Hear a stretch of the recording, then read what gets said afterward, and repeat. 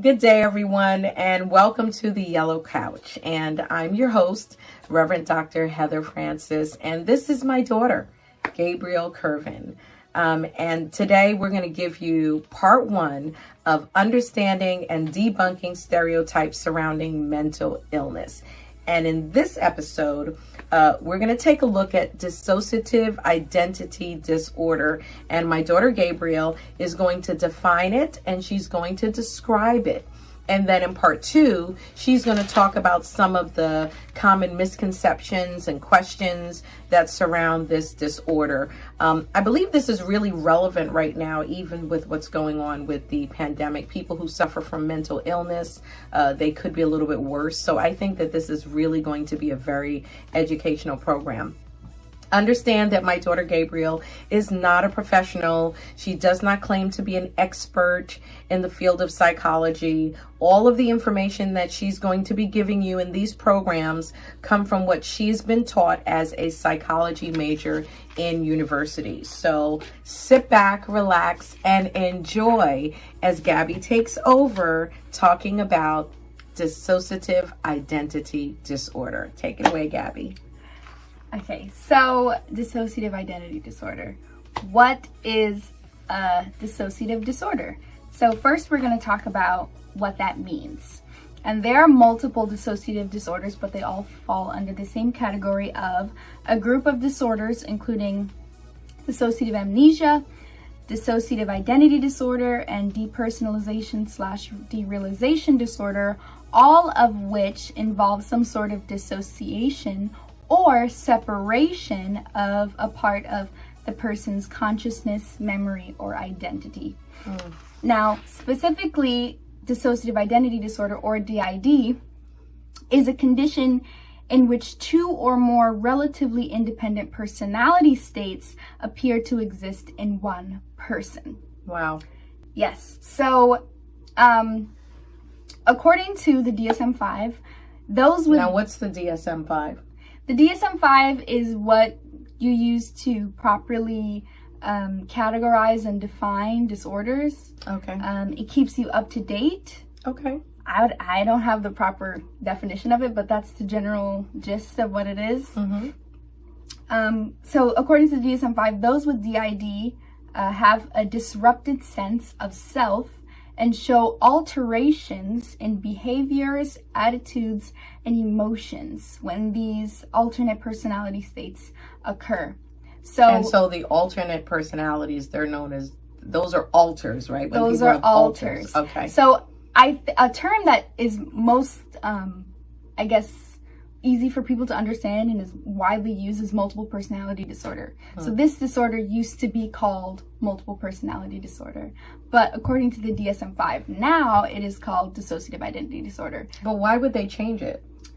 Because it's more, they think, I'm not a professional, but it's more like, it's not multiple personalities, it's multiple personality states, which is different than having multiple personalities. A way that one person... So it brings more clarity to it. Right, essentially. Instead of saying you have multiple personalities, it's like, no, I have a broken up identity, kind of. Okay. A way that somebody described it to me, I was watching a YouTube video of this girl, her name is Dissociated on YouTube. And she described it as like if a piece of glass fell on the floor, that's, like those would be the different alters. But it's still one mirror. Wow. Or okay. one piece of glass. That's a great analogy. Right. So some of the common symptoms with this disorder in particular are memory loss or amnesia of certain time periods, events, people, and personal information. So this can be lapse of time. I know for some people this could be a good example. If you've ever seen the movie Frankie and Alice. That was a very good movie. Halle Berry. Yeah, Halle Berry. Really good movie. And it's a true story. Yeah. Yeah. And she had two personalities, or three. I can't remember. I think she had a few. It was a few. Yes. Yeah. I don't remember it off rip, but she would lose time. Right. I think she was a dancer at night, and she wouldn't remember her days at all. But she would be out and about, but her different altar would be fronting, so then she would have, lost time. Yeah, and one of her personalities was a Caucasian woman, which that blew me away because she's an African American woman, but one of her altars was a Caucasian. And when she looked in the mirror, I loved how they depicted it in the movie, because when she looked at herself, she saw an actual Caucasian woman, even though she was an African American. So this is a real thing. Like, Yeah. it's very real to that person, and that's why it should be taken very serious. Yes. So another common symptom is a sense of being detached from yourself and your emotions, which I didn't know was actually a common symptom of dissociating, but it seems as though throughout all of the dissociative disorders, that is a common theme of feeling detached, which is that sense of dissociating, because to dissociate means to sort of separate from yourself. Some people even feel like they're watching their body, like they're not even in their body, which is very interesting. So now we can talk about these altars, which I have a question. Oh, yes. Is it that the person is protecting themselves? Because I kind of looked at some videos to prepare myself for talking about this, and I realized with looking at people who had altars, almost every single one of them had one of the personalities was there to protect the person, and I found that really interesting. And we're gonna get there. That's just what I was getting into. Okay. So altars have roles. So in many cases, the role of the alternate personalities, is to protect the emotional well-being of the main personality from stress or trauma. So is it your mind protecting you? Is it a way that your mind is almost compartmentalizing and protecting you from, in a way, whatever trauma happened to you? In a way, I think that's a good way to describe it. Yeah. Wow. Yeah. The process of dissociation and switching to an alternate personality state usually occurs during highly stressful situations. Wow. So it is a protection. Right. So some people develop altars when they're very small and they go through abuse. There are case studies that sometimes it happens after you're in an abusive relationship, or, something traumatic happens to you, and that your brain kind of protects yourself and builds this alternate personality to deal with the thing that you can't deal with. Wow. That's your mind is powerful. Very. Yeah. So the altars often make their appearance to help deal with difficult situations faced by the primary personality. And for an example, I have a case study, this is not a case study, but it's just an example used in my textbook, and I'm going to give it to you guys. So it says, for example, Kristen, a 19-year-old, reported being overwhelmed with stress during interactions or confrontations with her peers or parents. Her primary personality was compliant, depressed, and helpless, even to the point of depending on her mother's advice as to what to wear. Zach was the altar who displayed anger and aggression. She spoke with a clear, forceful voice, defined herself as a lesbian, and served as Kristen's protector. Wow. During childhood, when Kristen was bullied by other children, Zach would appear to make them stop. Zach was initially concerned about therapy, worried that she would be killed off once Kristen was no longer needed her. Wow. But later became a willing part of Kristen's fully integrated personality. So is that the goal of therapy for someone who has dissociative identity disorder, is an integration? I believe so. I believe the goal for having any mental illness and going to therapy is just being able to function in your day-to-day life, because that can be so hard for so many people that struggle with these abnormal disorders and have trouble just living their day-to-day life. Is just some sense of normalcy. So if integration is what helps them live a normal life, then I'm sure that is what they will try to do. Yeah. Wow, that's great. Okay. So there is a lot of controversy surrounding diagnosis, which I didn't know. But DID is both complex and intriguing. And it's still a rare diagnosis. You don't see many people diagnose it, like many doctors diagnosing it. It's more like self-diagnosed. because But why is that? some clinicians contend that DID is relatively common, but that it is often not recognized and diagnosed, okay? And other practitioners, however, believe that DID is rare, that the increase in numbers may be due to clinician bias, the use of faulty assessment, or the use of therapeutic techniques that increase the likelihood of DID diagnosis.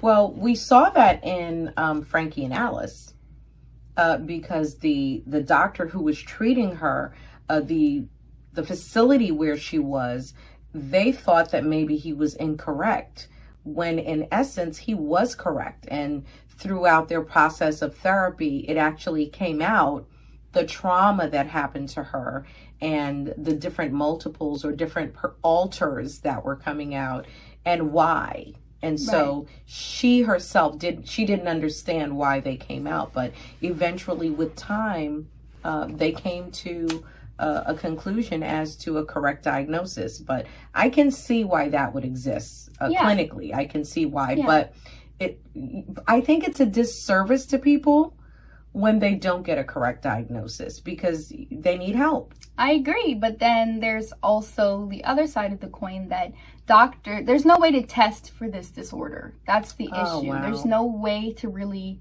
test to see if you have it or if you don't. Some clinicians have some assessments, but there's no like yes or no. It's you kind of have to just, do you have it? I don't know. Yes.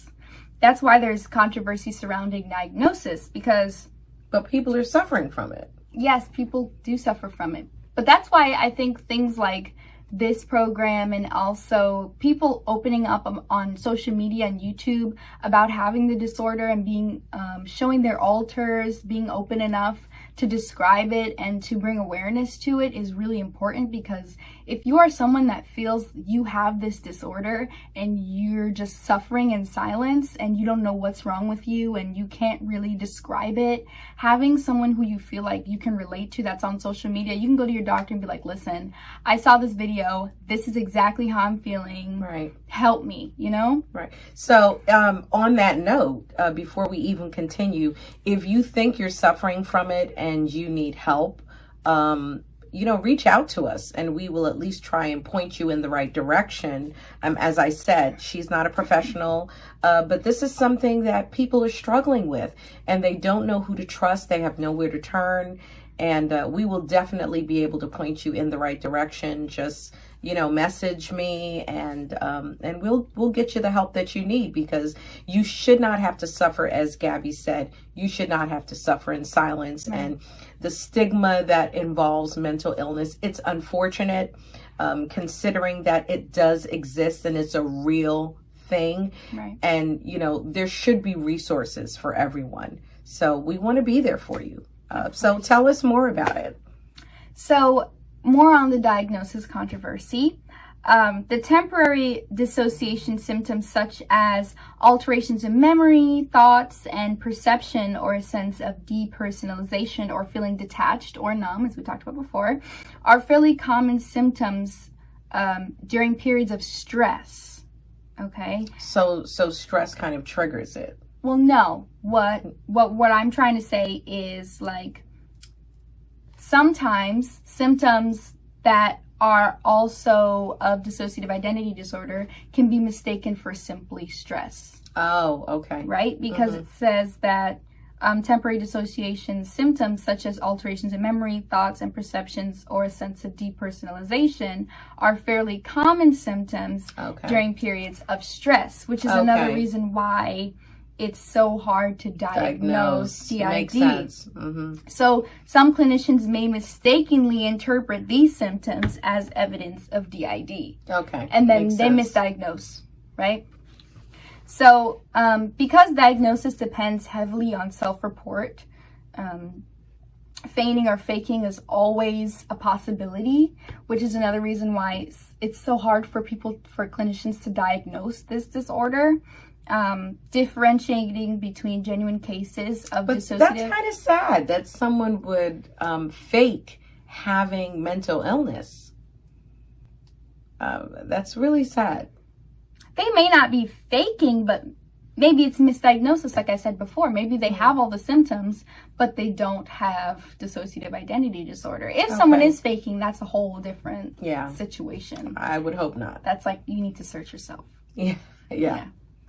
So, because there are people with real problems that need real help. And that's why we're here. That's why we're doing this. Yeah. And we can actually talk about some statistics as far as age and gender. Oh, so is there a variance? So the percentage of DID cases who are male is much lower than the percentage of reported child abuse histories for males and females. So it's less? So it's less for men. And more for women. And more generally. Generally. Okay. Which is interesting, I thought, because it's not really, because women are abused. I think women are abused more. Yeah. So it just makes sense. The numbers make sense. Yeah, it does make sense. Wow, that's actually sad. Women, we've got to stick together. And if you feel like you are not being heard by your doctor, because I know this is a common problem, women go to the doctor, they cry wolf and people don't believe them, or whatever the case may be, don't give up. Like, keep trying, keep pushing, keep fighting for yourself, because eventually someone is going to listen to you and they're going to help you. Yeah. I know that's a problem that some women have, especially with mental illness. Like, they'll go to the doctor, say this and this and this is wrong, and they'll just say, oh, you're stressed. Oh, you're tired, or you're overworked, whatever. And they're not really listening to them. So make sure that you're heard. Yeah. Excellent. Yeah. Excellent. So is that it? So what we can do now is go over some case studies, some different examples. That's interesting. Yeah. So we're going to hear about real people. Yes. Who've gone through this. Yes. Wow. Okay. It's good stuff. Okay. So this first one is about little Judy. Okay. Little Judy is a young child who laughs and giggles. Gravely voice is a man who speaks with a raspy voice. The one who walks in darkness is blind and trips over furniture. Wow. These are her alters? Yes. Wow. Big Judy is articulate, competent, and funny. These are 4 of the 44 personalities that exist within Judy. How many? 44. Wow. 44 personalities that exist within Judy Castelli. And this is a real person? This is a case, yes. Wow. She was initially diagnosed with schizophrenia, misdiagnosis, but was later told that dissociative identity disorder was the appropriate diagnosis. She is a singer, a musician, an inventor, and an artist who has also become a lay expert on mental health issues. Wow. Yeah. So it is possible to live a normal life and still deal with these mental illnesses. It's possible. I find it interesting how her struggle has turned out to be her profession, because that's basically what happened. Now you said she's a singer, musician, and inventor, and she's become a lay expert on mental health issues, and I hate to say this, but I think it's true that God doesn't waste any experience that you go through in your life. And everything that you go through, it's to help or assist someone else who's coming behind you. They're dealing with something, and because you found the courage to face it and to deal with it, and now you've gotten information, you can help someone else. So that's big. I agree. Wow. Definitely, you don't go through something only for yourself. There's always another reason. Yeah. So another case study we can go through a few. Really interesting stuff. Okay. Awesome information, by the way. Awesome. Okay, so here is a former NFL star and Heisman Trophy winner, Herschel Walker. You may be familiar with him. He is a dissociative identity disorder carrier. He has dissociative identity disorder, and he has a book about his ongoing struggle with dissociative identity disorder and his efforts to integrate his 12 alters.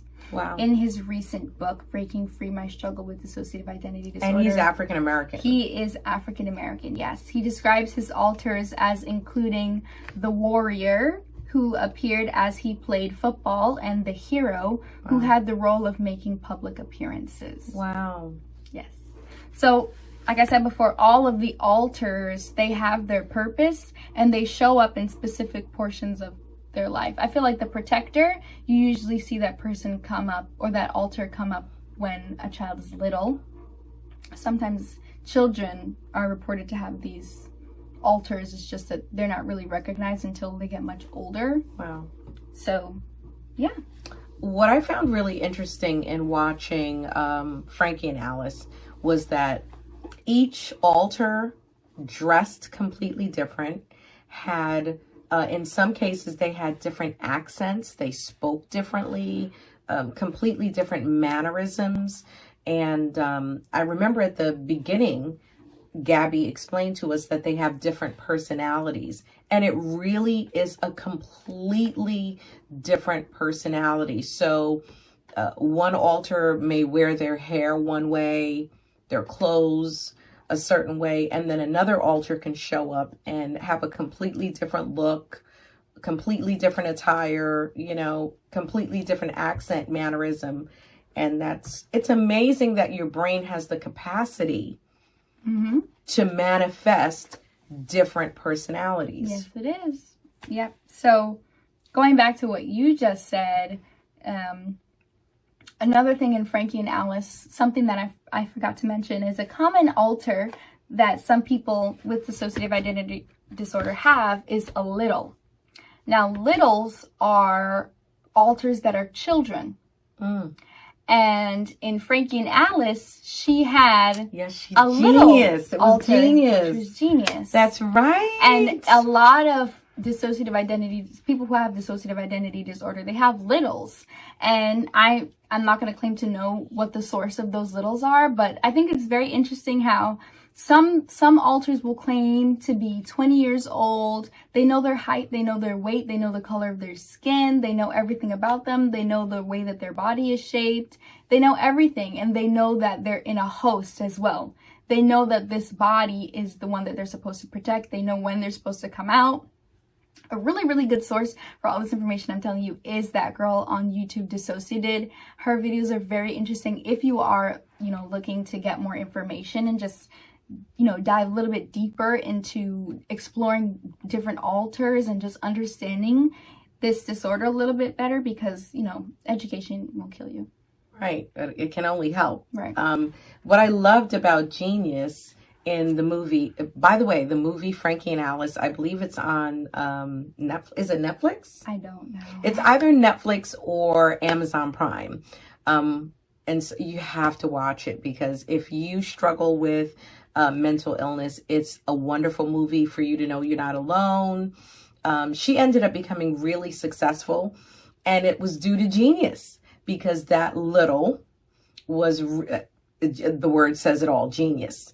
Genius was really smart. She went back to school. Once she recognized what was going on in herself, or in her brain, what was going on in her life, and, losing time and all of these things that were happening in her life. And she came to terms with it and integrated, I'm learning terminology from Gabby. She actually went back to school and she got her degree, and she became a teacher, I believe. Yeah.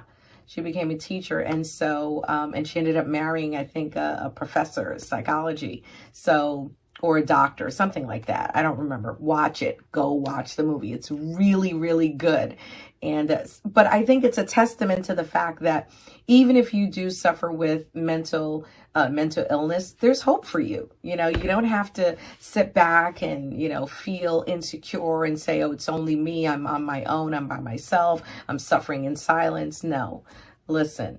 You can overcome this. You can learn to deal with it and function and become a productive member of society, go back to school, and have a life and have a future and believe that it can happen. Yeah. So some final thoughts. I hope you learned a little bit about dissociative identity disorder. We are not done on the subject. We will be returning back to it for a part 2, dealing with misconceptions and questions, which there are a lot of misconceptions surrounding this disorder. So I hope you will join us for that next episode. And please, for this next episode, I hope that you'll watch Frankie and Alice, because it is one of the more accurate movies about dissociative identity disorder. Some of the other movies are not as accurate. So if you are looking for a movie that you think will help you understand this disorder a little bit better, that's a good one to watch. Wow. This is awesome. Gabby, thank you. Thank you for your insight on the subject. And honestly, I'm looking forward to part 2. And honestly, for all of you out there, I pray that this program has been enlightening, and I pray it has been enjoyable. And thank you for watching part 1. Please like and share the video. You never know who can benefit from watching it. You never know who you can help.